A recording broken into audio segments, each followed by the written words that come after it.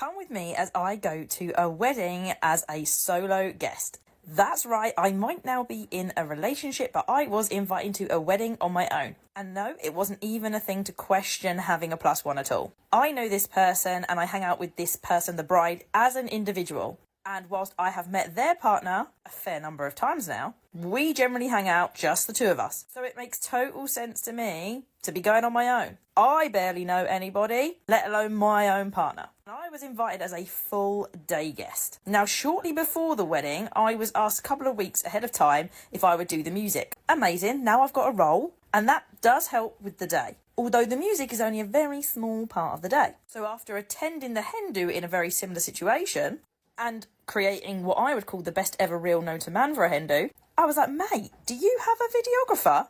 And my friend bride turned to me and said, no, I don't. And I said, look, do you want me to make some content from the day? Which is literally what you are seeing right now. Because whatever wedding you're going to, if you're going on your own, whether you're actually coupled up or you're single, it takes a lot to get through the day. And hey, I'm not a drinker either. So I'm doing this predominantly sober as well, from 1 p.m. till whatever time I leave. Now, of course, I did the classic of asking someone to take some photos of me, because otherwise I'm not going to feature in anything right now. And these photos came out stunning, so thank you to the person that took these pictures. And I was also on a table of people that also didn't really know many other people. Now, I have met many of these people before. I've been around some of the people that have been at the wedding thanks to previous parties that the bride and groom have held. But when I say I know them, it's not like I know them well enough to know what's going on in their lives in general. I know enough to keep small talk going.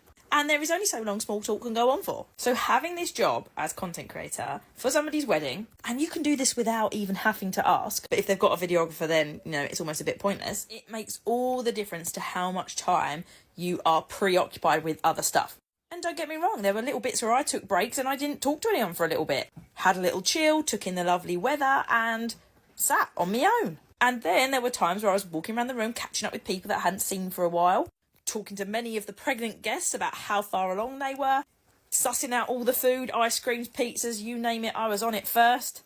Going to a wedding on your own is what you make of it. I put myself in a realm of what I love, which is content creation. I don't feel obliged to be talking all the time, and I don't feel obliged to stay right until the very end, because that is a push, but it was still the most beaut day.